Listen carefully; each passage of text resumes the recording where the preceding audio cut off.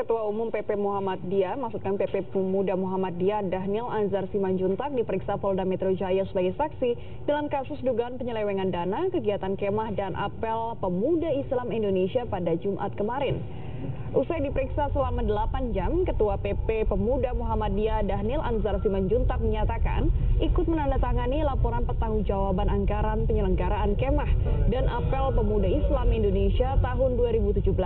Namun, ia mengklaim tidak ikut terlibat langsung di dalamnya. Dhanil menyatakan PP Pemuda Muhammadiyah ikut membantu kegiatan yang diinisiasi oleh Menpora dengan niat membantu memperbaiki citra pemerintah.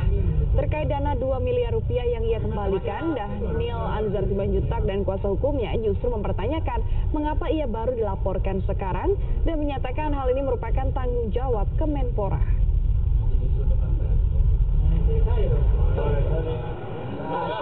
Kasubdit Tipikor di Treskrimsus Polda Metro Jaya, KBP Bakti Suhendarwan, menyatakan terkait kasus yang diselidiki, Ketua PP Pemuda Muhammadiyah, Dhanil Anzar Simanjuntak telah mengembalikan 2 miliar rupiah ke Kementerian Pemuda dan Olahraga Jumat kemarin.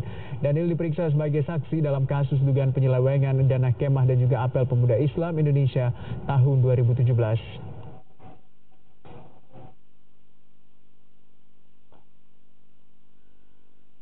Semuanya pasti diperiksa nanti. Pak, tadi berarti yang diterima itu uang kembalian dari totalnya? Enggak, bukan aku yang katanya yang bersangkutan balikin ke Kemenpora, maka nanti tanya aja sendiri. 2 miliar ya?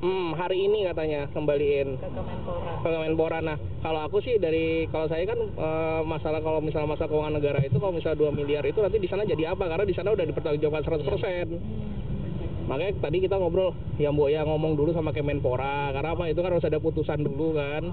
PUTGR kah, atau tuntutan ganti rugi kah, segala macam. Tapi dia memang nunjukin tanda terima dari Kemenpora? Belum. Berarti baru penyampaian secara Saya sudah mengembalikan 2 miliar.